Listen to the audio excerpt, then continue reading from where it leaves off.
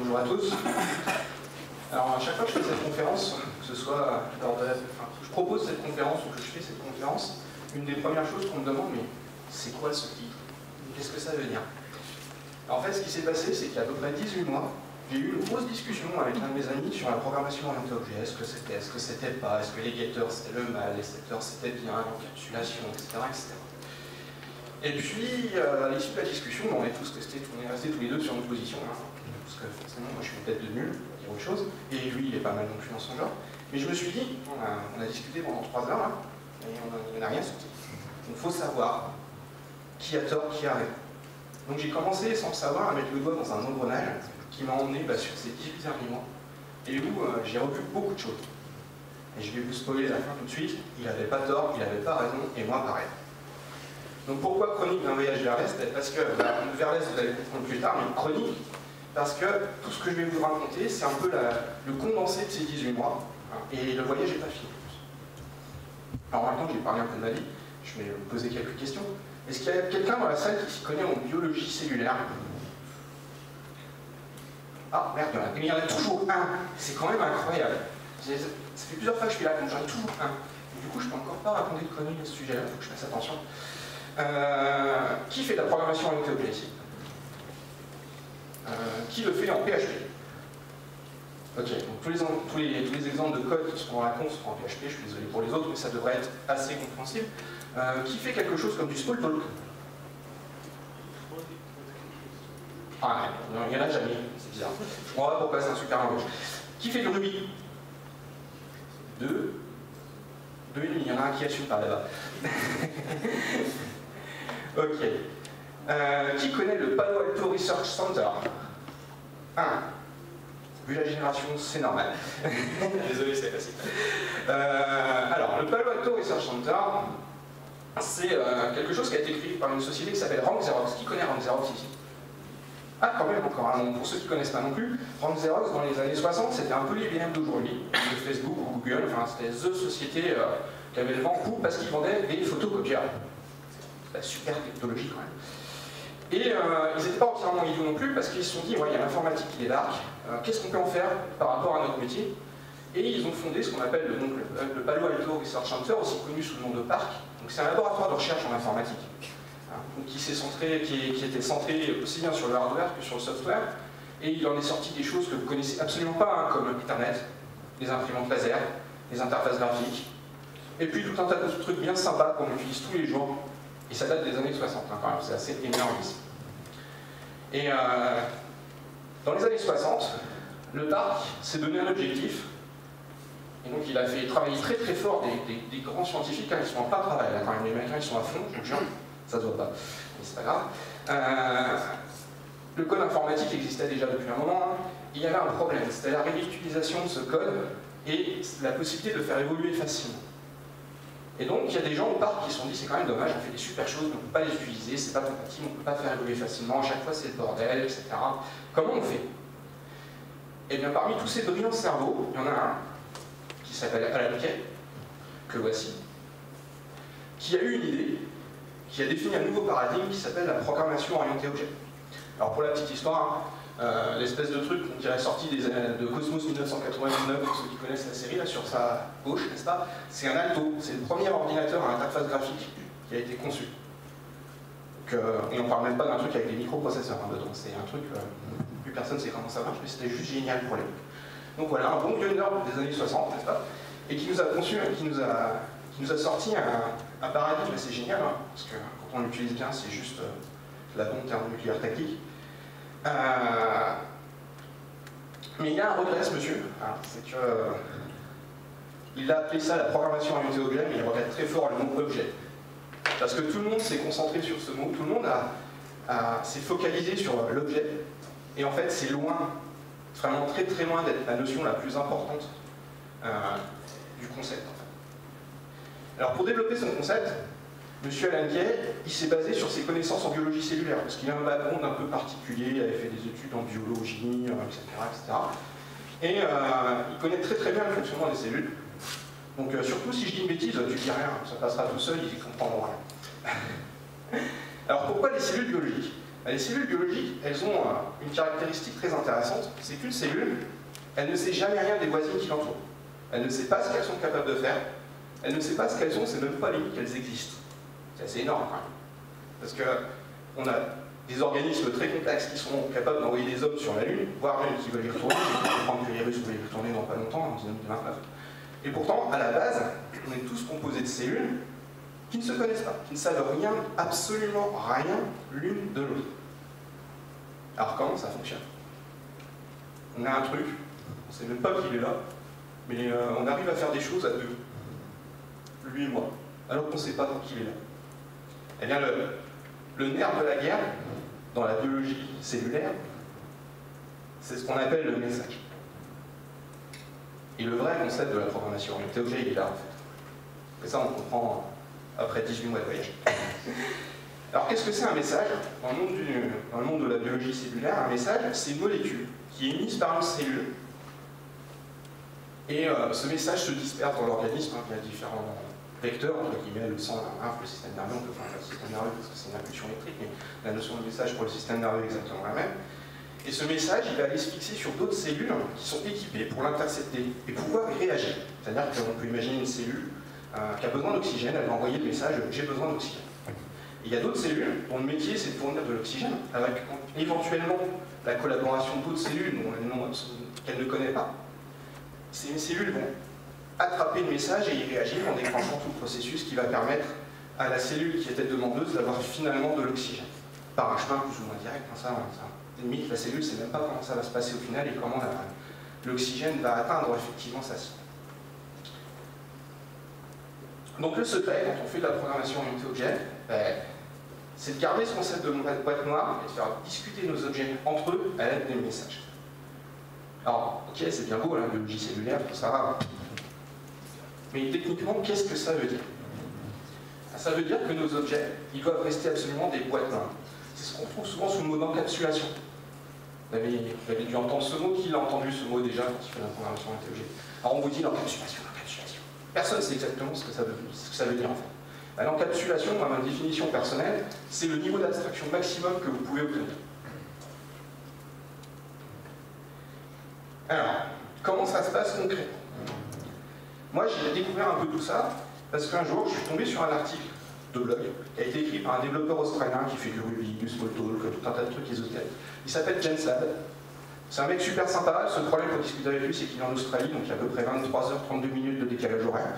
Donc en plus le temps d'attente parce que c'est un homme très occupé quand vous avez votre réponse 4 jours après. Mais c'est un mec adorable. Et un jour, donc, il a écrit cet article, Design Compass, History Oriented. Et dedans, il explique ainsi. Un concept assez simple, hein. De toute façon, il n'y a vraiment rien de compliqué, c'est ça qui est absolument hallucinant d'ailleurs. C'est que dans tous les programmes informatiques, votre code suit un flow en fait. Donc, typiquement, quand vous appelez une méthode sans argument, vous allez vers le sud, vous descendez d'un niveau dans les strates, dans les couches de votre programme. Inversement, quand vous faites un return, vous remontez vers le nord. Et quand vous faites une affectation, vous faites transiter l'information de la droite vers la gauche, donc vous allez vers l'ouest. Et quand vous passez des arguments à une méthode, ou une fonction, hein, on peut schématiser aussi comme ça, et vous allez vers l'est. Et d'après lui, ce qu'il faut faire pour faire de la bonne programmation orientée objet, c'est toujours aller vers l'est. Alors qu'est-ce que ça veut dire? Qu'est-ce que ça veut dire techniquement? Alors attention, j'affiche du PHP. Ceux qui sont allergiques, vous pouvez sortir si vous le voulez ou vomir dans votre sac. Voilà, bon, c'est du PHP live, c'est du pseudocode. En général, ça se passe bien. Ben, qu'est-ce que ça veut dire? Ça veut dire que toutes vos méthodes, elles doivent retourner $10, donc l'instance de l'objet sur laquelle la méthode a été appelée, ou alors une nouvelle instance de la classe, ou alors un clone de cette classe. Et alors là, je suis super content parce que, comme d'habitude, vous me regardez tous en faisant cette tête-là. C'est vrai, c'est systématique, j'obtiens l'effet bluff. Alors, concrètement, qu'est-ce que ça veut dire? On va se prendre un petit exemple un peu classique, une classe complexe. Je rappelle, en mathématiques, une complexe, c'est une partie imaginaire, une partie réelle. Quand on les additionne, on additionne la partie réelle, la partie imaginaire. Là, on retourne une nouvelle instance de la classe. Quand on fait tout. Ça va? Ouais. un autre exemple. Alors c'est un peu plus luxe, parce que vu qu'on retourne de l'ARIS, on ne connaît rien de l'état de l'objet qu'on manipule. On ne peut pas lui demander des informations pour prendre des décisions, parce qu'il ne peut pas nous en fournir. De toute façon, ce n'est pas son rôle. Il est censé être une boîte noire. Donc du coup, quand on veut faire des comparaisons, par exemple, ben, il faut passer par un message spécifique pour lui demander de comparer. Donc là, typiquement, ben, on a un message de comparaison. Donc on reçoit une instance de la classe âge en argument, et puis un bout de code qu'on peut exécuter si la condition est vérifiée en interne.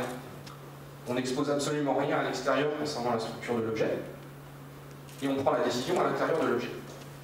Au passage, un petit effet de bord super sympa, le nombre de ifs dans votre code il diminue magistralement. Moi j'en suis arrivé à un point où j'ai des classes qui ne contiennent aucune condition. Il n'y a aucun for each, aucun while, aucune boucle d'ailleurs. C'est assez intéressant, parce que la complexité diminue, là maintenant c'est plus facile. Ça on en parlera peut-être un peu plus tard. Mais ok, tout ça c'est très bien, mais pourquoi ça fonctionne en fait? Parce que moi, j'ai lu l'article, j'ai fait ouais c'est super ce truc, mais j'aime bien comprendre les choses. Pourquoi ça fonctionne? Qu'est-ce qui fait que ça fonctionne? C'est toujours par rapport à cette notion d'abstraction.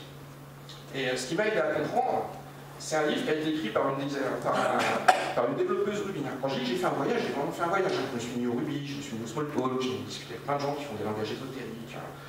Enfin, c'était super intéressant. Mais ce livre-là a été en quelque sorte, pas la révélation, mais ça a quand même pas mal aidé.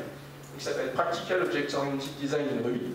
Et dedans, Sandy, donc l'auteur, elle définit 3 niveaux d'abstraction différents pour la programmation orientée objet. Et pour aider à la compréhension de ces 3 niveaux d'abstraction, elle se repose sur des phrases. Donc la première, qui correspond au premier niveau, c'est « Je sais ce que je veux et je sais comment tu le fais ». Là, il comprend la référence à Dragon Ball après. Alors concrètement, qu'est-ce que ça veut dire? C'est du code qu'on a tous écrit quand on a commencé à faire de la programmation orientée objet. Tous. La première ligne de code qu'on a écrite en programmation orientée objet, c'était un truc dangereux. C'est-à-dire qu'on a un objet, on sait que dedans il y a un contrôleur, que dans le contrôleur il y a un power switch, que dans le power switch il y a une fonction qui lui dit allume-toi. On l'a tous fait. Et puis on a un peu évolué, notre prof nous a dit non, non, non, c'est pas bien. Voilà, on a lu un article sur Wikipédia sur la loi de Demeter, qui nous a dit que faire ce genre de choses, ça rendait le code fragile parce que fortement couplé, fortement dépendant, parce que le jour où dans votre TV il n'y a plus de contrôleur, alors il n'y a plus de power switch, et puis la méthode elle a été renommée, vous avez un grave problème parce que partout où vous avez appelé ça, vous êtes obligé de modifier votre code partout. Niveau réutilisation, niveau maintenance, etc. C'est pas l'extase. Donc du coup, quand on applique la loi de Demeter, on arrive au niveau 2. Le niveau 2, c'est ce qu'on fait tous. C'est je sais ce que je veux et je sais que tu le fais. Alors c'est quoi la différence concrètement en termes de code? Sauf qu'il y a un bug dans mes slides. C'est embêtant. La différence en termes de code, on va se baser sur ce slide-là, donc on va le faire à l'arrache, c'est que vous supprimez les deux premières lignes et vous demandez à la télé de s'allumer. Et en fait, c'est moi qui raconte des cracks, le slide est vraiment... Donc on arrive à ça. Et ça, c'est ce qu'on fait tous. Tous les frameworks PHP actuels fonctionnent de cette façon-là pour la plupart. Symfony au premier, pour ne pas le citer. Et pourtant, on peut faire mieux que ça. Alors le mieux, il envoie du pâté, je vous préviens. Ouais, tu me diras, monter en puissance. C'est je sais ce que je veux et je te fais confiance pour faire ta part. Alors ok, t'es gentil avec les histoires de Dragon Ball et des super guerriers qui changent de forme et qui deviennent de plus en plus forts, mais encore une fois, techniquement, comment tu fais? Techniquement, on fait ça. Je vous laisse réfléchir un peu 2 secondes. Là, qu'est-ce qui se passe? Il se passe qu'on ne sait pas ce qu'il y a dans l'objet. On ne sait pas ce qu'il fait. On ne sait pas qu'il peut s'allumer. On sait juste qu'il est capable de réagir au fait qu'on lui passe un utilisateur. Et l'objet, il a toute latitude pour faire ce qu'il veut de cet utilisateur. Il peut lui dire je suis désolé, ma prise est débranchée, je ne peux rien faire pour toi, mon gars. Ou alors il peut juste rien faire du tout parce qu'il a décidé qu'il n'était pas coopératif. Et qu'il n'avait pas envie de bosser, donc il fait rien. Il peut aussi lui envoyer des images à cet utilisateur. Bon, là, on a un panel de possibilités qui est juste illimité. Vous n'avez aucune dépendance avec l'extérieur. Vous êtes tranquille. Votre objet il peut vivre sa vie indépendamment de tout le reste. Tout ce que vous avez à vous soucier, c'est de lui passer un utilisateur. Après, ce qu'il va en faire, vous lui faites confiance. Ouais, ça traumatise, hein. J'en vois, ça coince dans la tête. Hein. Ouais, ça m'a fait mal. Ok. Encore une fois, c'est bien gentil, mais les objets ils contiennent des informations, etc. Comment on fait pour interagir avec si on n'a pas le droit de l'accéder, s'ils ne peuvent pas nous les fournir, si nous on ne peut pas les sortir, si on n'a pas de getter pour récupérer les informations, manipuler en fonction de l'état, etc. En fait, on a tous la réponse, hein, ça s'appelle l'injection de dépendance, mais on peut le faire un petit peu différemment. Ce qui m'a mis sur la voie, c'est cette citation d'Alan Kay, sur la notion de convention, sur les messages qui s'échangent. Alors en PHP et dans d'autres langages, pour faire ça, il y a un outil super sympa qui s'appelle les interfaces. Avec les interfaces, vous allez pouvoir définir de quelle façon vos objets vont pouvoir interagir les uns avec les autres. Là, on a une interface barman, et quoi que ce soit ce barman, donc un être humain, une tireuse à bière automatique, un distributeur de boissons, que sais-je, on s'en fout. Tout ce qu'on sait, c'est qu'il doit réagir aux deux messages suivants. Alcohol is asked by client et edge of client is. Alors c'est un exemple complètement bidon de bateau, hein, je veux dire, à côté des heures sur sa pertinence, mais c'est quand même assez parlant. Et d'un autre côté, on a une interface client qui peut recevoir le message comme quoi, là j'ai demandé par un barman, et que l'alcool conteneur is, sachant que l'alcool conteneur, ça peut être un verre, ça peut être une canette, ça peut être un camion citerne, enfin, ça n'a aucune importance.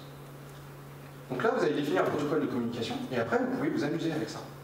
Et le gros intérêt de ça, c'est que, classiquement, quand vous avez un getter, c'est-à-dire que vous demandez, quand un objet demande à un autre objet une information, l'appelant, l'objet qui appelle le get, il est obligé de s'adapter à la réponse qu'il va recevoir de l'appli. C'est-à-dire que si vous avez un getter qui vous renvoie un int, il faudra gérer un int au niveau de l'appelant. Il n'a pas le contrôle là, il ne peut pas décider, il est tributaire de ça. Et le jour où, pour une raison X ou Y, ça ne va plus retourner un int, ça va retourner nul, parce que le truc n'existe pas. En général, c'est ce qu'on fait, on demande un getter, et puis si c'est nul, on adopte une stratégie de fallback. Ou alors, ça arrive, il y en a qui le font, on lance une exception. Et du coup, vous avez quand même avec l'exception, vous avez un couplage avec l'appelé qui est très fort.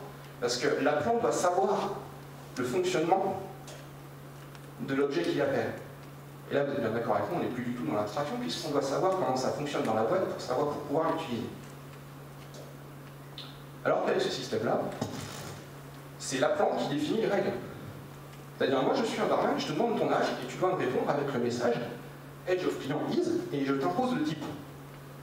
C'est ta responsabilité à toi, je te fais confiance pour me répondre avec ces termes-là, parce que de toute façon, tu n'as pas le choix. Hein, je rappelle, l'interface, c'est une notion de contrat derrière, hein, on est obligé de suivre la norme, et on se fait engueuler par le compilo si le programme ne le suit pas. Donc voilà, le nerf de la guerre est vraiment là. Hein, classiquement, on aurait fait un give alcohol, par exemple. Barman, donne-moi à boire. Ça veut dire déjà que, quand on y réfléchit 2 secondes, ça veut déjà dire qu'on sait que le barman, il est capable. Il sait. Il peut donner à boire. Déjà, on sait qu'il peut donner à boire, que ce soit de l'alcool ou autre chose, on s'en moque, mais il sait qu'il peut donner à boire. On a déjà une idée de sa fonction.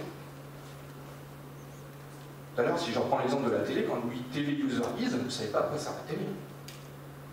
Limite, ça ne vous intéresse pas. Tout ce que vous voulez, c'est que l'utilisateur, il aille faire sa vie dans l'objet user et il se passe quelque chose.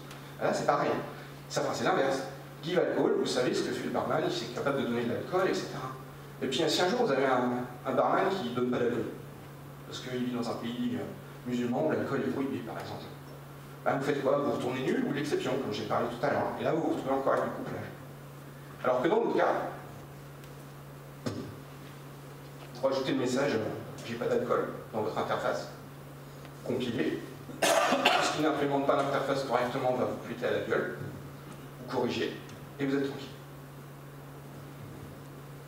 Donc le vrai intérêt du truc, enfin le vrai, l'un des autres intérêts du truc, c'est que le récepteur, l'appelant, ce que j'appelle l'appelant, je vais mettre l'appelant, plutôt que le récepteur, c'est plus parlant, il est vraiment libre, il est autonome, il peut vivre sa vie tout seul, il impose ses règles.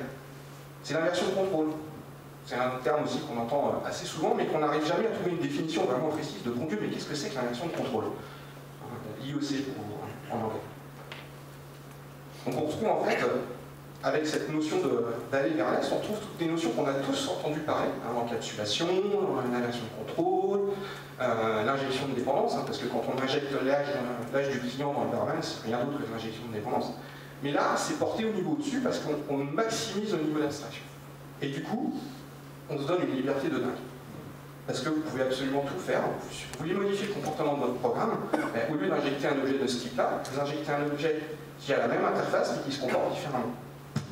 Et du coup, vous faites évoluer votre programme super facilement. Si vous voulez réutiliser, vous avez juste à implémenter dans le programme dans lequel vous voulez réutiliser votre classe les interfaces qui correspondent. Et en plus, vous avez la garantie avec le mécanisme d'interface que le compilateur ou le langage interprété, si les interfaces ne sont pas respectées, ça va vous dire qu'il y a un problème. Donc vous ne serez pas aveugle, vous êtes guidé en permanence par les outils.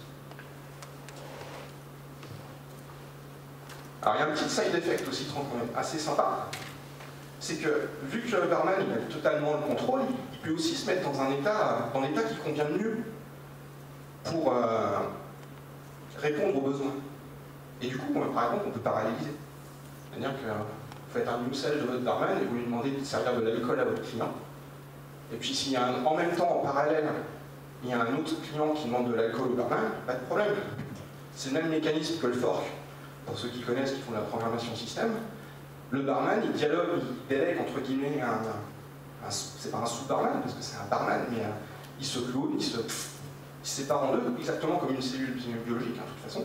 Et hop, il lui refile le bébé, fais ta vie, fais ton boulot, et puis éventuellement, donne-moi du feedback s'il y a besoin, c'est possible aussi, ça se fait. Mais vous êtes tranquille, et vous avez du code entrant. C'est-à-dire que toutes les problématiques de parallélisation, etc., vous êtes tranquille. Out of the box. Mais pour ça, il faut aller vers l'est. Donc ça demande un vrai effort, mais il y a aussi un autre intérêt. L'autre intérêt, c'est les tests. Parce que simuler des messages, en fait, c'est super facile pour les tests, notamment les tests unitaires. Et ça se fait très facilement grâce à ce qu'on appelle les mocks. Qui connaît les mocks? Allez, la question piège, qui fait du test? Allez, on va dire en étant gentil, un petit 20%. Allez, 30. Non, toi tu mens là-bas, je le sais. Donc, parmi ceux qui font du test, qui connaissent la notion de mock? Ah, c'est bien, c'est à peu près équitable. Donc, pour ceux qui ne connaissent pas, un mock, c'est c'est une simulation. C'est un objet qui s'est passé pour ce qu'il n'est pas, c'est une coquille vide, totalement vide. Hein. L'image illustre très bien, on veut simuler un requin, on lui colle un poisson, on lui met un aileron sur le dos et on dit que c'est un requin et ça fonctionne. Et l'intérêt du mock, c'est que c'est programmable. Donc, vous pouvez définir son comportement dans vos tests, et après vous pouvez vérifier qu'il s'est bien passé ce que vous attendiez. Alors concrètement, qu'est-ce que ça donne? Alors là, on arrive un peu. C'est le slide le plus compliqué. Après, vous êtes sauvé, il n'y a plus rien. Donc en gros, on définit un mock, hein, le mock of Ben 2015 Alcohol Consumer. On peut imaginer que c'est un client. On instancie, on va dire qu'on teste le barman, je vais préciser. Donc on lui file. Il est tout pourri ce slide, il y a des fautes partout, c'est énorme. Pardon, excusez-moi, je ne le ferai plus. Le B-scoring définit le comportement du message Age is required by alcohol provider. On lui dit tu fais rien. Et après, on appelle notre message en lui passant l'alcool consumer. Et après, on vérifie que le mock il a effectivement reçu la réponse qu'on attendait. Savoir que l'âge légal pour boire de l'alcool c'est 18 ans. Et tu vas te faire voir là-bas. Allez, voir ailleurs, moi je ne te sers pas parce que de toute façon tu m'as pas répondu. Là, on a testé le cas où le client n'a pas répondu. C'est quelque chose qui peut arriver. Vos objets n'ont plus l'obligation de répondre. Alors, au début, c'est perturbant. Parce qu'on se dit, ouf. Et c'est là où il y a la notion de confiance, en fait. Je dis, sous au niveau 3, je te fais confiance pour faire ta part, la notion de conscience est à l'intérieur.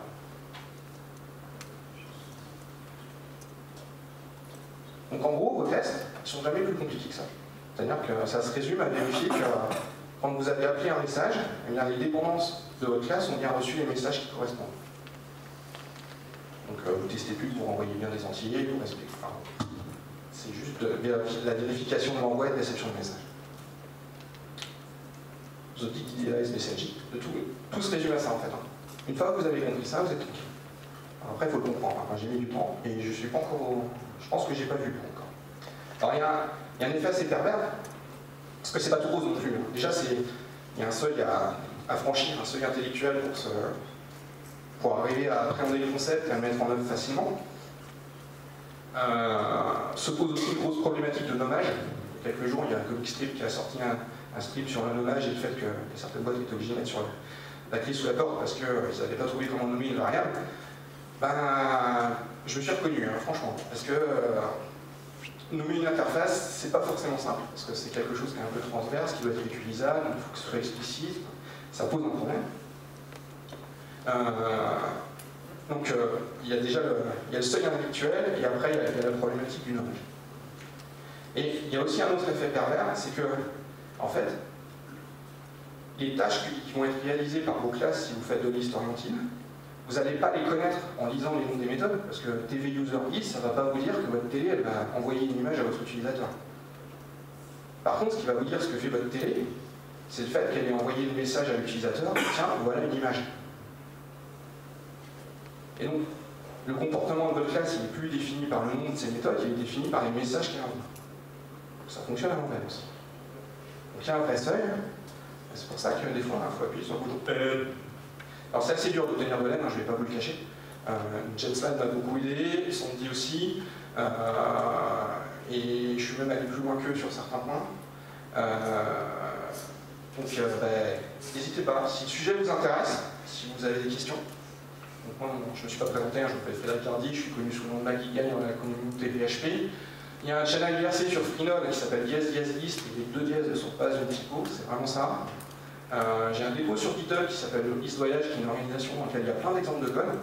Alors, il y a du code qui est plus ou moins vieux, donc si vous prenez la peine de regarder les historiques, vous verrez qu'il y a eu beaucoup d'essais, d'erreurs, d'expérimentations, de retour en arrière, etc. Mais il y a pas mal de choses intéressantes. Et puis après, j'ai pas mal de listes qui sont clavier listes, qui permettent qui sont en fait des réponses que j'ai apportées aux questions que j'avais sur le channel IRC, et qui a permis et tous ces listes ont permis aux gens de comprendre le chemin entre. Voilà. Have you got any questions?